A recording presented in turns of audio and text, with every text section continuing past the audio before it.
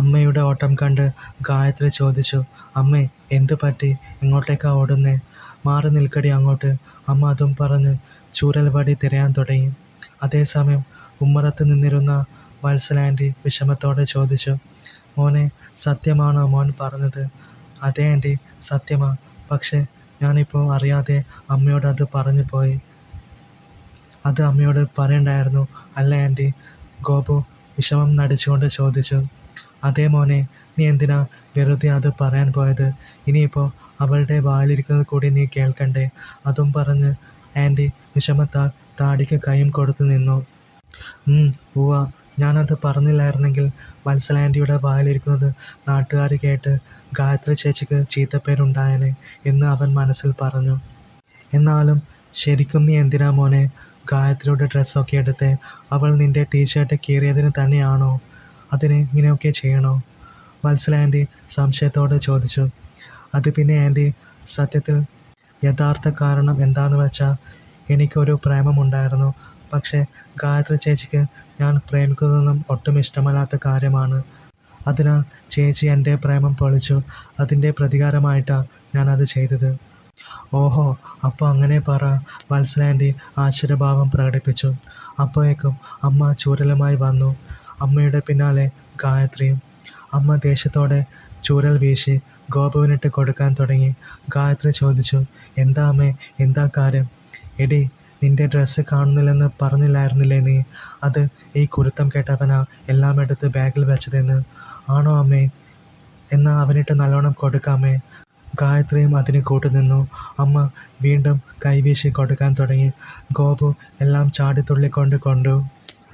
കുറേ ഉപ്പും മുളകും ചേർത്ത് കഥയുണ്ടാക്കി പറയാൻ പറ്റിയ പരദൂഷണത്തിൻ്റെ കച്ചിത്തുരുമ്പ് നഷ്ടമായല്ലോ എന്ന വിഷമത്തിൽ നിൽക്കുകയായിരുന്ന വത്സലാൻറ്റി മനസ്സിൽ പറഞ്ഞു, നല്ലോണം കൊടുക്ക് ആ കുരുത്തം കെട്ട ചെക്കന്. ഇവനെ എൻ്റെ കയ്യിലെങ്ങാനും കിട്ടിയാലുണ്ടല്ലോ. വത്സലാൻറ്റി ദേഷ്യത്തോടെ പല്ല് കടിച്ചു. അതേസമയം ഗായത്രി മനസ്സിൽ ചിന്തിച്ചത് ഇങ്ങനെയായിരുന്നു. സാധാരണ അമ്മ ചൂരലെടുക്കുന്നത് കണ്ടാൽ തന്നെ ഇവൻ ഓടി ഒളിക്കാറാണല്ലോ പതിവ്. ഇന്നെന്താണാവോ നിന്ന് അടിവാങ്ങുന്നത് എന്നായിരുന്നു അവളുടെ ചിന്ത. അപ്പോൾ അത് കണ്ട് അവൾക്ക് വിഷമം തോന്നി. അവൾ പറഞ്ഞു, മതിയമ്മേ തല്ലിയത്, നിർത്തമ്മേ, മതി. അതും പറഞ്ഞ് അവൾ ചൂരൽ പിടിച്ചു വാങ്ങി. അമ്മ ദേഷ്യത്തോടെ ഗോപുവിനെ തുറച്ചു നോക്കിയിട്ട് അടുക്കളയിലേക്ക് പോയി. വത്സലാൻറ്റി ഒരു പരദൂഷണം പറയാനുള്ള വക നഷ്ടമായ വിഷമത്തോടെ അവിടുന്ന് പോയി. ഗായത്രി ഗോപുവിനെ നോക്കി. അവൻ മുഖവും താഴ്ത്തി ഹാളിലേക്ക് ചെന്നു. അവൻ പോകുന്നതും നോക്കി അവിടെ നിന്നു. അന്ന് പതിവില്ലാതെ എന്തിനാണെന്നറിയാതെ അവൾക്ക് അവനെ ഓർത്ത് വിഷമം തോന്നി. ഗായത്രിയും ഹാളിലേക്ക് ചെന്നു. അപ്പോൾ ഗോപു മൊബൈലും നോക്കി സോഫയിൽ ഇരിപ്പായിരുന്നു. അവൾ അവനെയും മൊബൈലിലേക്കും മാറി മാറി നോക്കി. പെട്ടെന്ന് അവൻ അവളെ നോക്കിയപ്പോൾ അവൾ വേഗം നോട്ടം മാറ്റിയിട്ട് അവിടെയുള്ള ഷോക്കേസിൽ നിന്നും എന്തോ തിരയുന്നത് പോലെ ഭാവിച്ചു. ആ ഷോക്കേസിലായിരുന്നു സോപ്പും മറ്റ് ചില ക്രീമുകളും സാധനങ്ങളുമൊക്കെ വെച്ചിരുന്നത്. അവൾ അവിടെ നിന്നും വീണ്ടും അവനെയും ഫോണിലേക്ക് മാറി മാറി നോക്കി. അവൻ വീണ്ടും അവളെ നോക്കിയപ്പോൾ ഗായത്രി 2 കൈയും പൊക്കി ഷോക്കേസിൽ എന്തോ തിരയുന്നത് പോലെ ഭാവിച്ചു. സ്ലീവ്ലെസ് ടോപ്പും പാൻറ്റുമായിരുന്നു അപ്പോൾ അവളുടെ വേഷം. പെട്ടെന്ന് ഗോപു ചോദിച്ചു, എന്താ ചേച്ചി കക്ഷവും കാട്ടി നിൽക്കുന്നേ? കുറേ നേരമായല്ലോ. അത് കേട്ട് ഗായത്രി ചമ്മിയ ചിരിയോടെ വേഗം കൈ താഴ്ത്തി. അവൾ ഒരു ചിരി പാസ്സാക്കിക്കൊണ്ട് ചോദിച്ചു, എടാ അത് പിന്നെ, നീ എന്താ കാണുന്നേ മൊബൈലിൽ? ഓ അതോ, അതൊരു വീഡിയോ കാണുക. എന്താ ചേച്ചിക്ക് എന്താ ചോദിക്കാനുള്ളത്? എടാ അത് പിന്നെ, എനിക്ക് നിന്നോട് സംസാരിക്കണം. എന്ത് സംസാരിക്കാനാ ചേച്ചി? അതൊക്കെയുണ്ട്, നീ മുറിയിലോട്ട് വാ. ഓ എനിക്കിപ്പോൾ സമയമില്ല, ചേച്ചി ഒന്ന് പോയേ.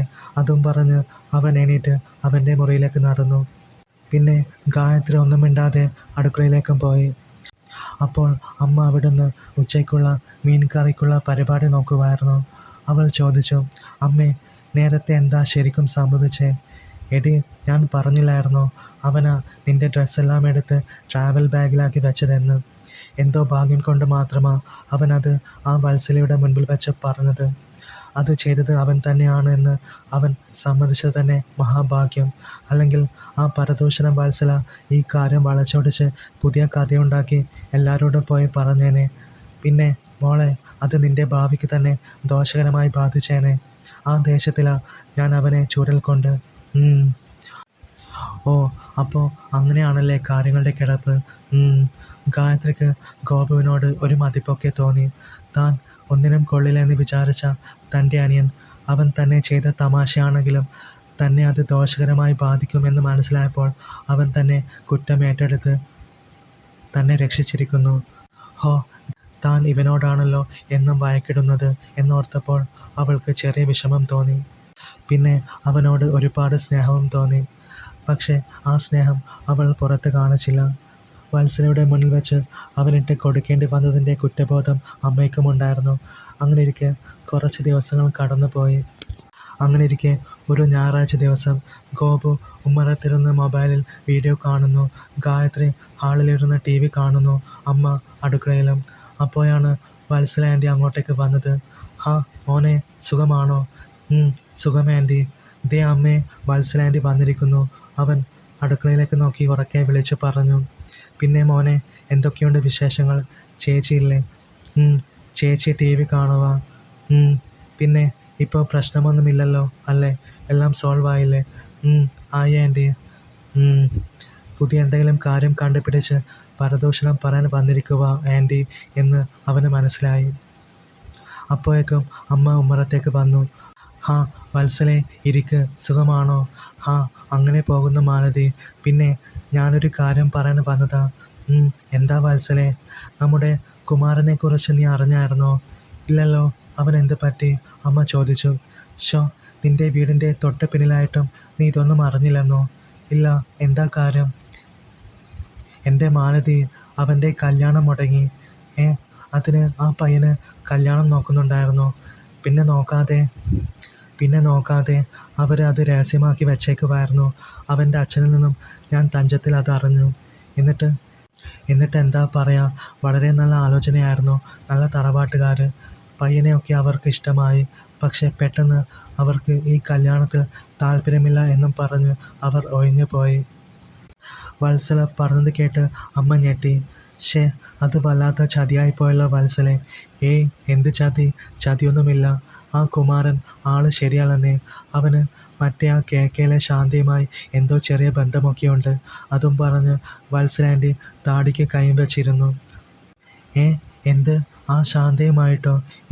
അതൊന്നും സംഭവിക്കില്ല, അമ്മ അത്ഭുതത്തോടെ പറഞ്ഞു. അതേ മാലതി, നീ ഇതൊന്നും അറിയാത്തത് ഭയങ്കര കഷ്ടമായി പോയിട്ടോ.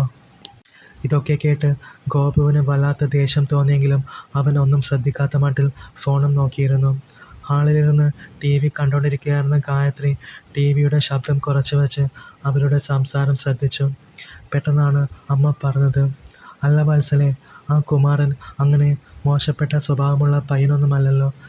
പിന്നെ ശാന്തയും ആള് ഡീസൻ്റ് ആണല്ലോ. പിന്നെ അവൻ ഇടയ്ക്കിടെ അവിടെ പോകുന്നത് അവിടുത്തെ മോട്ടോർ കേടായാൽ ശരിയാക്കാനും മറ്റുമാണ്. അവന് ഇലക്ട്രിക് പണിയും അറിയാമല്ലോ. അവൻ അവിടെ പോകുന്ന കാര്യം അവളുടെ ഭർത്താവിനും അറിയാം. പിന്നെ അതിൻ്റെ ഇടയിൽ കൂടി ഏത് വൃത്തികെട്ട ജീവിയാണാവോ ഇത്തരം ഇല്ലാത്ത കഥകൾ പറഞ്ഞു പരത്തിയത്. അമ്മ അത് പറഞ്ഞപ്പോൾ വത്സല ആൻറ്റി ഒന്ന് പരുങ്ങി.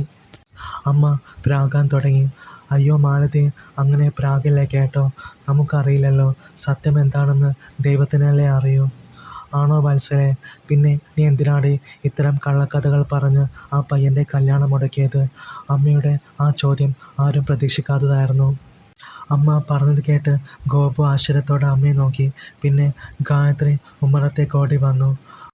വത്സല ആൻറ്റി വായും പൊളിച്ച് അന്തം വിട്ടിരിക്കുമായിരുന്നു. മാലതി, നീ എന്തൊക്കെ വേണ്ടാത്തരമാ ഈ പറയുന്നേ? ഞാൻ അങ്ങനെ ഒരാളുടെ കല്യാണം മുടക്കുമെന്നൊക്കെ നിനക്ക് തോന്നുന്നുണ്ടോ? എനിക്ക് എന്ത് കുന്തം കിട്ടാനാണ് ഇതൊക്കെ ചെയ്തിട്ട്? അങ്ങനെ അമ്മയും വത്സല ആൻറ്റിയും ഓരോന്ന് പറഞ്ഞ് ഉടക്കാൻ തുടങ്ങി. കാരണം അമ്മയ്ക്കറിയാമായിരുന്നു ഭാവിയിൽ അവർ തൻ്റെ മകളുടെ കാര്യത്തിലും പണി വെക്കുമെന്ന്. നിനക്കും ഒരു മോനില്ലേ വത്സലെ? നാളെ നിനക്കും ഈ ഗതി വന്നാലേ നീയൊക്കെ അതിൻ്റെ വേദന മനസ്സിലാക്കൂ. അതുവരെ ഇതുപോലെ വിവരം കെട്ട കള്ളക്കഥകൾ പറഞ്ഞ് പരത്തി മനസ്സുഖം കണ്ടെത്തും. അമ്മ അങ്ങനെ പറഞ്ഞപ്പോൾ ഞാനൊന്നും ചെയ്തില്ല എന്ന ഭാവത്തിൽ വത്സല പറഞ്ഞു. പിന്നെ ഞാനൊരു തെറ്റും ചെയ്തിട്ടില്ല, എല്ലാം ദൈവം കാണുന്നുണ്ടല്ലോ എന്നും പറഞ്ഞ് വത്സല സ്വയം ന്യായീകരിച്ചു. ഇറങ്ങിപ്പോ പരദൂഷണക്കാരി എന്നും പറഞ്ഞ് അമ്മ വത്സലയെ ഇറക്കി വിട്ടു. സത്യത്തിൽ അമ്മയുടെ ഭാഗത്തു നിന്നും ഇങ്ങനെയൊരു പ്രതികരണം ഗോപുവും ഗായത്രിയും ഒട്ടും പ്രതീക്ഷിക്കാത്തതായിരുന്നു. എന്തായാലും അവർ അമ്മയെ അഭിനന്ദിച്ചു.